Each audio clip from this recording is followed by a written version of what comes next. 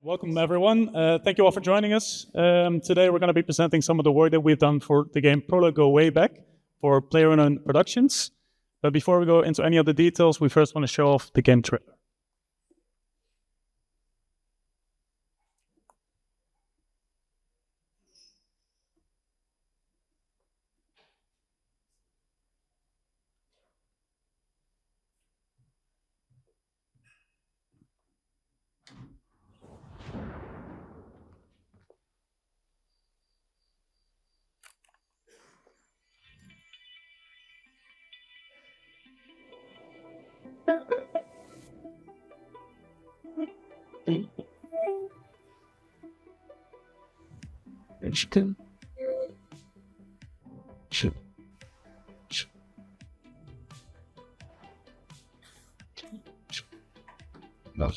Some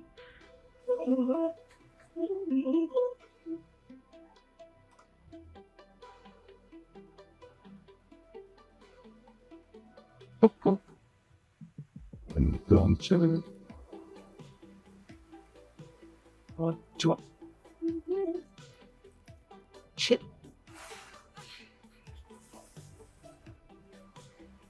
Let's sit in it. No. Okay. It's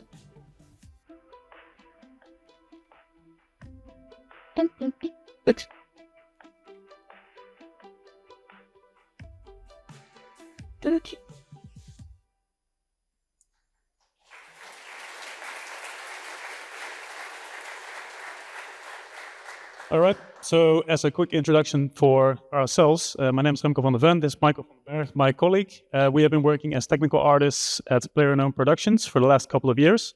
And with Prologue entering the second year of production, we thought it was interesting to share some of the work here today. So where does Prologue actually fit in like the company goals? Prologue is actually the first part of like a three-piece game plan. Where Prologue is mainly focused on community-driven development through the Discord server that the company set up.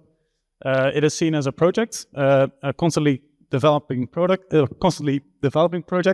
and not like a finished product. So we'll be entering early access before a full release. And we want to focus on in-depth survival mechanics for fans of the genre. Then the second part of the three-game plan has not yet been announced, so we can't talk too much about it. And the third part is Project Artemis, in which we will take all of the learnings from the previous projects and bring them all together into massive open worlds, which is made in our in-house engine.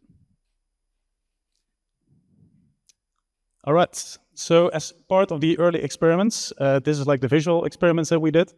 As our team was mainly focused on gathering references and creating concepts for the work, we built these vignette environments where we created like HDA tools for them to do this as effectively as possible.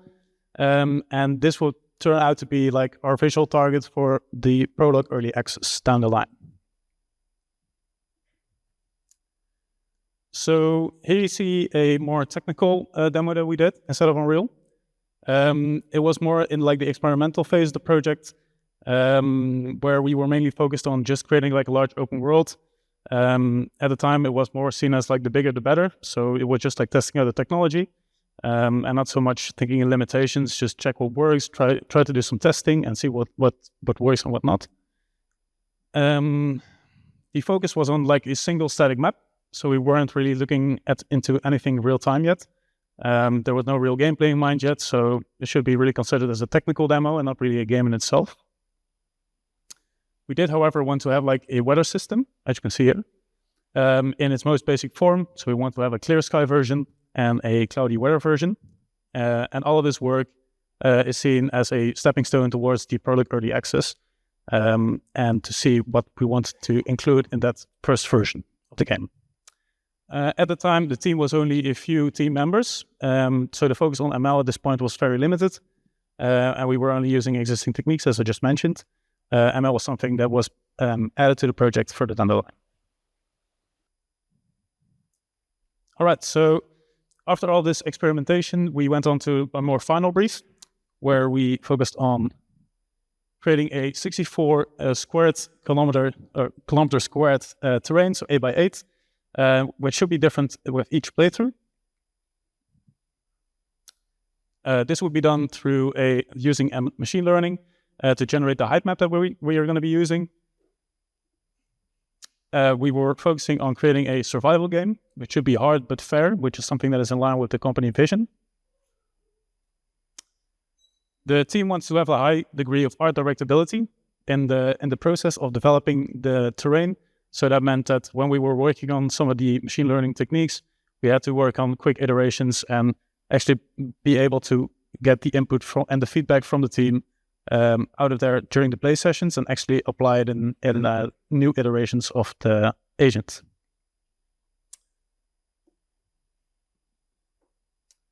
All right, so as the game doesn't have any natural antagonists, the weather is actually your main antagonist. So you should follow your survival stats basically, and use the weather. The weather is like your main antagonist against you, with the forest being your main obstacle. And this is all, of course, in framing to the third part of the 3-piece game plan, which is the road to Artemis. At the time, we had a small team of around 20 to 25 people, but the people actually working on the generation logic for the project was actually much smaller. So you can think of maybe 2 to 5 people. All right, then we want to go into terrain more specifically. So here is a very basic diagram of how we went about to create the terrain.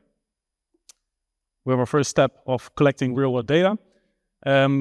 After the early vignettes that I just showed you, we basically settled on a certain area that we wanted to work on. So it was our task to collect the data, cut these up to be workable files for ML. But then really quickly we found out that we were getting results that we didn't really like. So it was either too noisy or just didn't have the gameplay implications or gameplay goals that we had in mind. That basically caused us to actually work on this and add these to these terrains. And that kind of flows into the next part, where we need to set up a Houdini network using PDG to work over the different files and adjust these files to fit all of our visual and gameplay needs. This consisted mainly of 2 sections. So the masking, which is in general just layering masks created inside of Houdini. You can think of adjusted height maps or occlusion maps or directional maps, and combining them to create an interesting end result. And running and layering is erosion passes. This was mainly done to create areas of interest or areas with more or less erosion. So the Houdini network went through a lot of different phases, was very iterative process before actually landing on the last one. When working with machine learning on a project like this, it kind of feels like you're working in reverse. Whereas most people probably know that work in procedural networks, it feels like you're building on top of things that you already built. With ML, you actually build something, you put it out into the real world, do your exports, train an agent on it, and see what it brings back. So you have to check afterwards on what it kind of generates and kind of solve the problems that it generates or creates. These include in the first version, escapable bits, as you can see here. Lots of thin valleys, and the adjustments felt either too placed or too random. So this is an example of the height map. And in later versions, after many playtests with the team, we worked on creating a version that has a lot of valleys and mountain peaks, and they became more clustered. And the terrain became multi-layered, which was something that we also found more interesting during the playtests. And this was all in line with the gameplay goals that we wanted to achieve. All right, so at this point, we have all this data. We adjusted it and created a new data set for ourselves. And now we went on to actually do the different step for the ML training. So we would train the agent. We would train the agent, do the play sessions with the team, and document and talk about the point of improvement, and then distill these points down and go over to the Houdini network to incorporate these wishes. And once we ended up with this data set, we went over to the next stage, which is the ML training. Tomorrow at 2, we have our colleagues Joey and Paddy that are going to be presenting some of the work they did on the machine learning side of things here in the same project. So be sure to check that out if you're here for the conference as well. But from our point of view, we had to collect this data set, send them over to these guys, and they were able to train a diffuse model with this incorporated gameplay and visual needs that we actually wanted. In the ML generation step, we add also like a river schematic, which was one of the things that one of the gameplay features that the team actually really wanted to implement. And it ended up being like a good test case to show like how flexible actually ML is with like adapting to something like that. So adding a river into the level gave us a good example of the flexibility. And then finally, the UE implementation. So after the game is ran, a height map will be generated through our ONNX agent. For the people familiar with machine learning, this is a certain type of agent. Then after that, the map will be loaded into Unreal through a render target and stored in memory. And then after that, we have a plugin which loads it into the terrain using GPU-based geometry clip maps. All right, and that would give us a terrain similar like this. And that would set us up for the next part of the process, which is the population that I'm going to hand over to Mike. Yep. All right. So for a natural environment, of course, when you start with the terrain, it's only the part of the environment, and the rest is in population. We mean like the forest and the grasslands and all the foliage assets in the game. So I'm going to talk about how we approach that. So to start, what is exactly the goal for the population in Prologue? So simply put, the goal for us was to generate a believable forest that constrains the visual and the gameplay requirements. And as my colleague Remco just explained as well at the start of the presentation, it's very important for Prologue that the traversability of the world is very important. That's a part of the difficulty, and also like navigating the terrain with the weather and stuff like that. So there was a lot of specific constraints on that.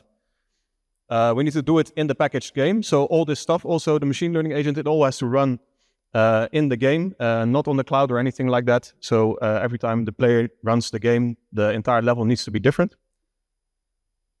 It needs to be fast as well. Nobody wants to sit on a long loading screen when the world is generating or the forests are generating or anything like that. Yeah, like I said, it needs to be local on the player's computer. So we don't want to do anything on the cloud. So it's all on local online consumer hardware.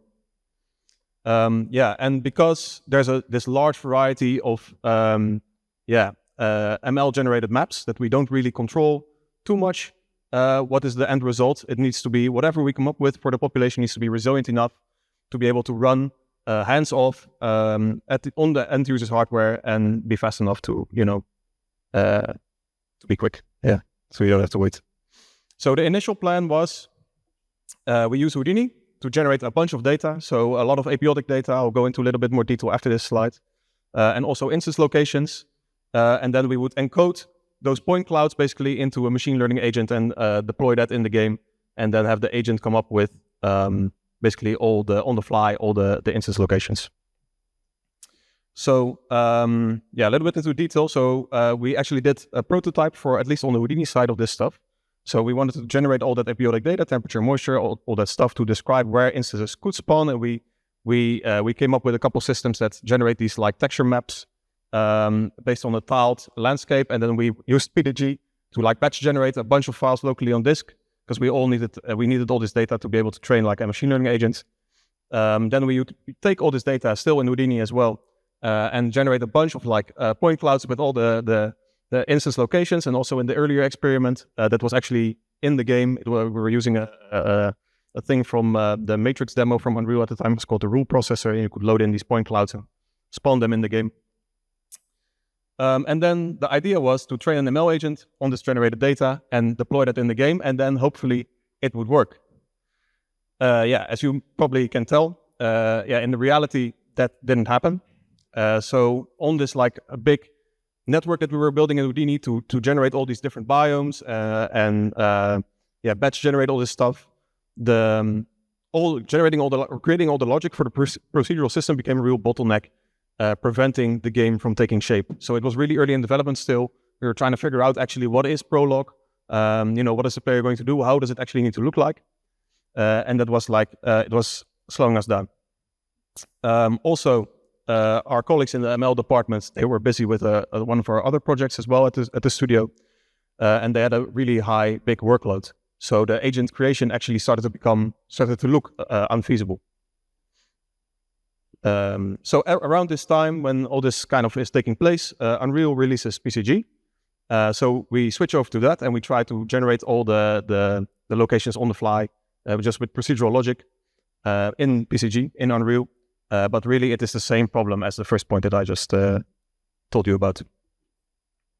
And also, it had an additional problem, as you can imagine, with Houdini. It's all offline, and you can batch generate all this stuff, and it doesn't really matter how long it takes if it's within reason. But if you do it in the game, as the PCG logic becomes more complex, then it starts to cause issues for performance. And there was a lot of, like I said, there was a lot of specific demands on, where should the stuff spawn. Also for gameplay, where can the player forge and stuff like that. So it's really specific. And also on a separate track at this time, the artists are, like we showed earlier in the early experiments, we're starting to viz-dev basically these vignette scenes to describe how the nature should look. So it's going to come back together in a little bit. So this is another example of what one of those vignettes could look like. So this is actually a production asset for the game, which I'll tell a little bit about more later. So actually they look a little bit more like the pictures we had earlier in the presentation, but this file laying around, so I used it. So yeah, at this time, all these problems were happening. The artists were creating these vignette scenes, and I had an idea. So I kept getting a lot of specific feedback about placements of assets, like one of the speakers earlier on Hyper Light Breaker also described, oh, we actually want this asset here, and then you put it there, and then they would come back, and then they would say, well, actually, we actually liked it also when it spawned there, but only in this specific scenario, and then you can imagine this PCG logic becomes really complex. So I want to take one of these styles, these vignette scenes, and I want to tile it across the landscape, basically, because I was getting referred by the art director constantly, oh, it should look more like this vignette scene. And your work looks more like this, or whatever. It's wrong. It doesn't look natural. So I want to take one of these vignette scenes, tile it across the landscape, just as a measuring stick to see how far is my procedural generation off. And to my surprise, it looks really good, and it looks really natural. And it doesn't really appear. It's only one little vignette scene that's just tiled across the landscape, and it actually doesn't look like it repeats that much. So that was really interesting to me, and I had an idea from that. So I pushed a little stealth update to the build, because we had this weekly playtest with the build of the game, and we would discuss afterwards. And I didn't say anything about the method that I used. I just said, oh, I pushed an update to the population. Let me know what you think, because I wanted everybody's raw reaction to it. And the feedback was super positive. Everybody was remarking, oh, it looks super natural, it's amazing, and nobody was remarking, oh, actually, it's it's tiling across the landscape, and it's the same a little prefab of assets across the landscape. Not even the people that worked on it, they were like, oh, this is actually my exact work that you're just copying. You're copying my own work. So yeah, at that point, I created a plan and I pitched it to the team. And we began construction of this tile-based procedural generation. And I think I have a little animation now after this one. So the way it works is the artists have to run the movie. The artists, they create these level instances. And internally in PCG, we turn this into this tile structure. And as I say, we tiled it across the landscape. And at first it was square tiles. And then at some point in development, we turned it to an hexagonal grid. And on these locations where the tile spawns, we place this level instance, and we project those instances that are inside that level instance onto the terrain. And then at this step also, we can do some masking where they shouldn't be, or something like that. So maybe in water or on cliffs where they shouldn't be. We can delete them. So, and this is what it looks like in the game. Of course, you saw a little bit already in the trailer, but yeah, this is an intersection of one of our spruce biomes with some grasslands. And this, as you can imagine, then this is just a bunch of, basically it's all placed by an artist by hand, but it's just replicated across the landscape and placed in a location where it would make sense.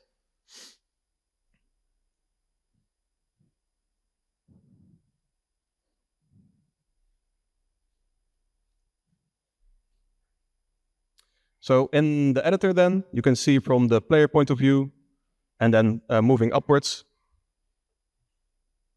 you can start to see actually this tile structure appearing.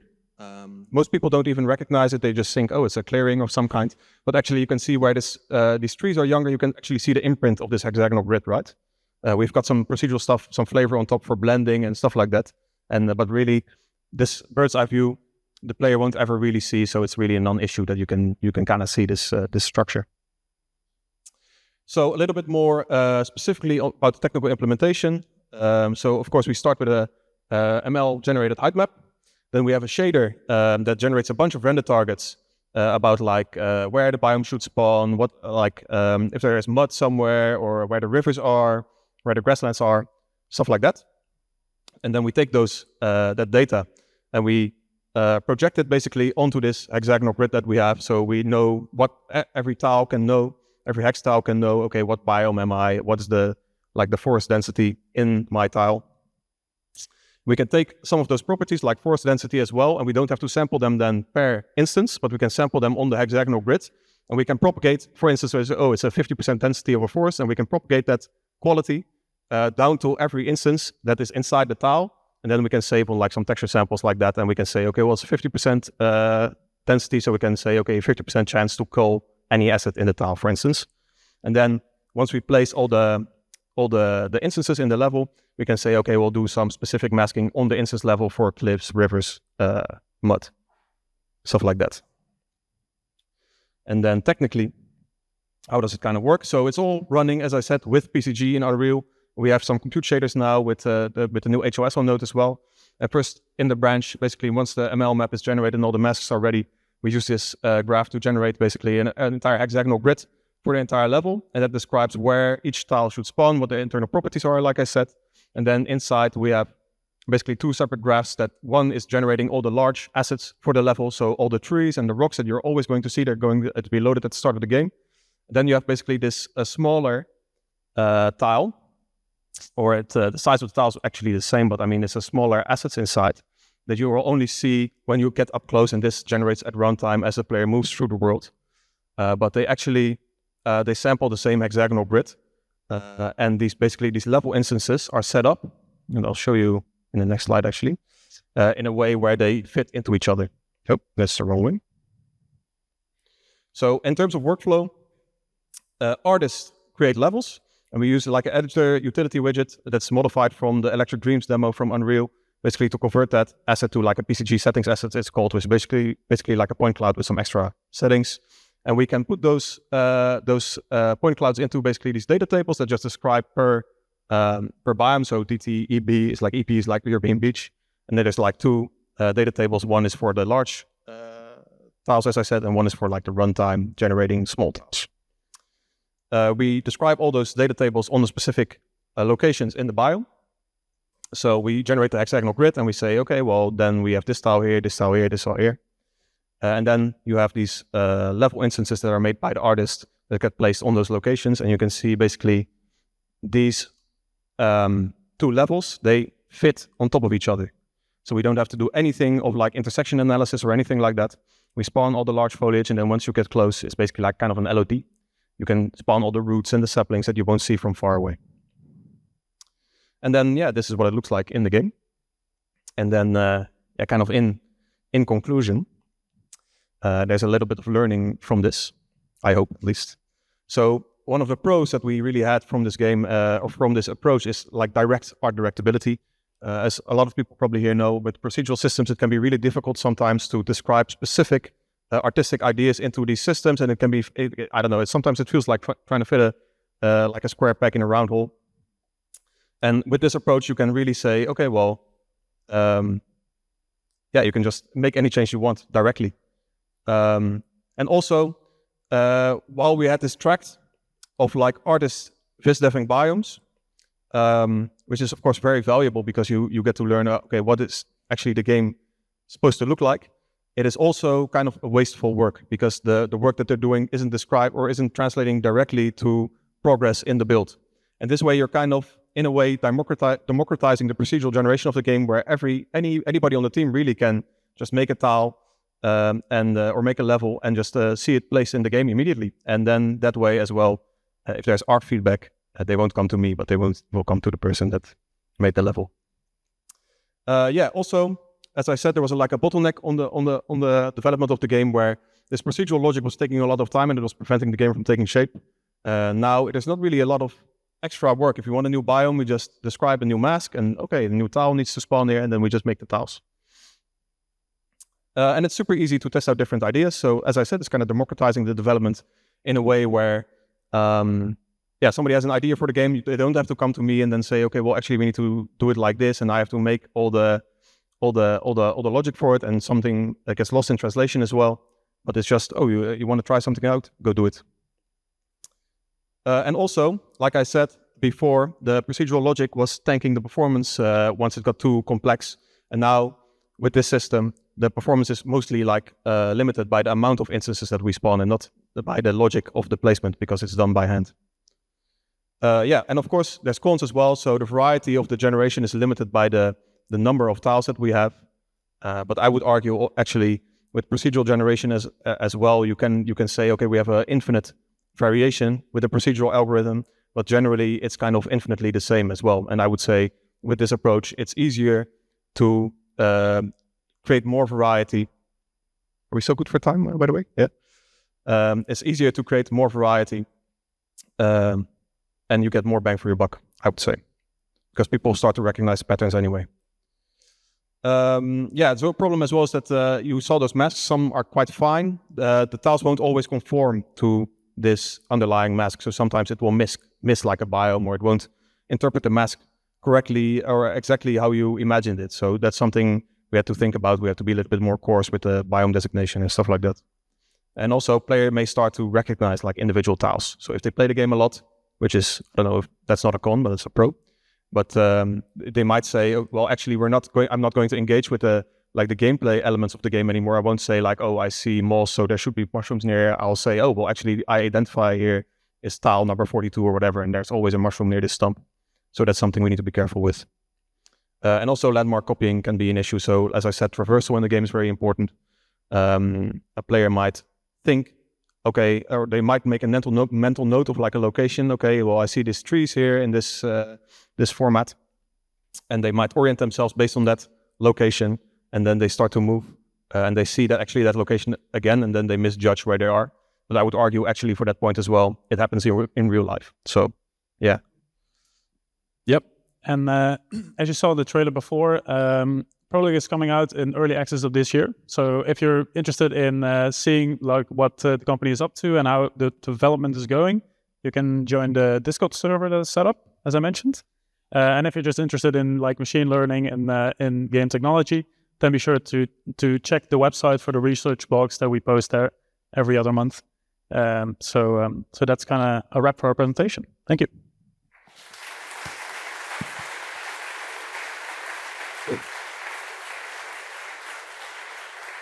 Not sure if we have time for questions, but yeah, we do have time for some questions, so we are open for questions. I'll actually start from the back. I kind of unfairly start from the front.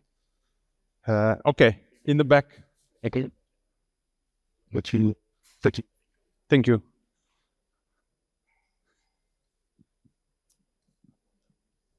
Hello. Oh, here.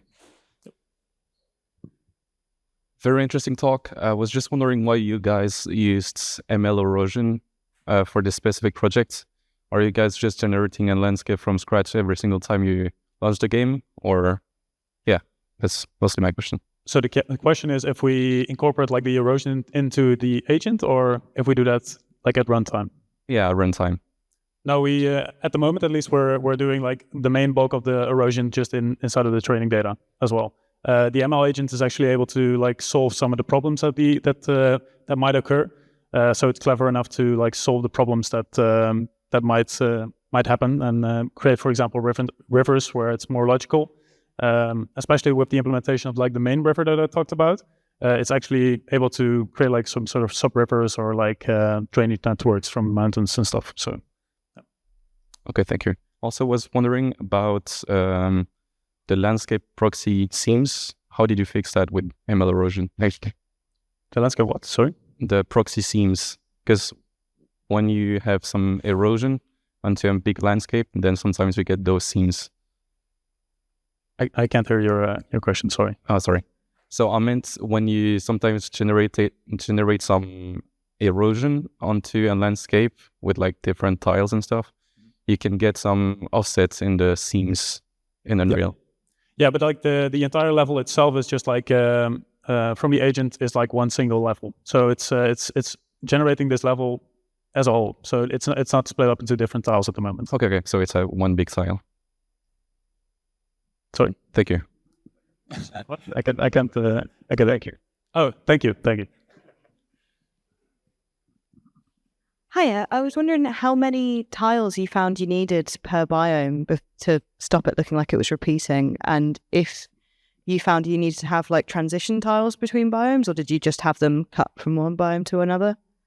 So the question was, how many biomes, give or take, do we have, and what is like extra stuff that we do to like... No, sorry. How many tiles did you need to make per biome? Oh, yeah. Right. So I think at the moment we have like maybe 20-something tiles per biome. But the artists, they can really knock them out really quick. So some are variations of like similar stuff. There is more variety as well on like this matching of the tiles that we have, right? So you have these smaller foliage tiles that you can make multiple ones of, but you can match them to the big ones. So it's ongoing. We don't exactly know.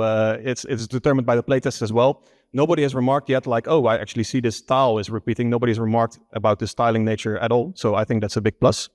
And so, yeah, if you see in the trailer, actually, I can go back maybe and show a little bit on this one.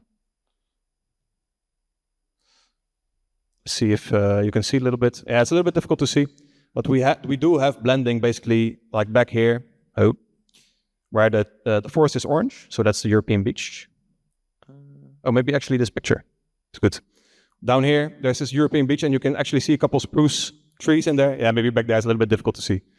Yeah, basically we do blending of tiles. So it's not very sophisticated. We basically, right now, we only have, in terms of forest, we have two biomes, European beach and like spruce forest based on height. And we basically say, okay, if for instance, the biome designation is 50% spruce, 50% beach, we'll just swap the tree assets. So we'll swap the saplings and we'll say, okay, we'll actually swap 50% of all the spruce trees with European beech trees. And we do like variable density culling of the forest as well into the grasslands.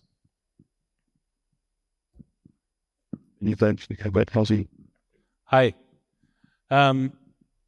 So do you feel like after going through this whole process that you actually save time by going the machine learning route for generating the terrain, as opposed to just making a procedural graph or system that just generates the terrain, like you would like, that would be the like logical approach, right? Yep. Yeah, I mean, of course, like a procedural approach is like the tried and tested approach, right? And my background itself is also in proceduralism, not in ML or anything. But it is definitely something for like the long term. The company really wants to focus on like doing research and development into like these machine learning solutions.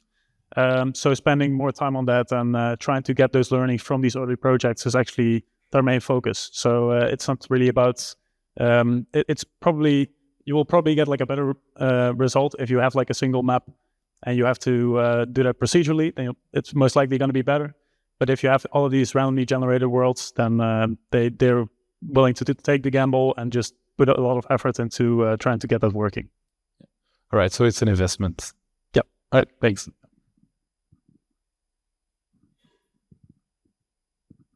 With the tiles, do you do any rotation and manipulation of the tile itself, and then or each individual asset to reduce to increase variation? Yeah, so we had at the time, we had like individual of the instances, we just do a random 360-degree rotation, but we actually changed that because the artists, they wanted to have like specific control of that placement. Yeah, part of the reason why we switched from square tiles to like the hexagonal grid is because you can get more mileage out of a tile because you can spin it more. So hexagonal grid or hexagonal tile you can spin 6 times, square you can spin 4. Okay, I think that was the last question. I think there was one over there still. Sorry. Oh, I was sitting next to you. Okay, interesting. Hi, are you using any rendering features to render very long distance trees or tiles? Do you have any specific custom ways to do that? So we did at some point have we were struggling with rendering into the distance.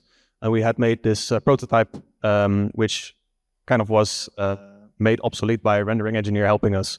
But where we would spawn these proxies of the forest, basically. So it wasn't actually spawning in all the instances of the trees, but it was a Niagara particle system, which was approximating the forest. So it actually wasn't the exact location of the instances, but it was like a proxy with the same density and a random placement, which if you're not looking at it, it looks like it blends. But actually, if you walk up, then it would load in and it would render the actual forest. And sometimes the trees would like jump. But we actually didn't have to do that anymore because the rendering engineer helped us out with that. So it's just like billboards into the distance. So there's no H-lot, no chunking or anything like that because we can't it's all runtime, so we can't do any mesh merging or anything like that easily, at least. Okay. Thank you very much for that lovely talk. Thank you.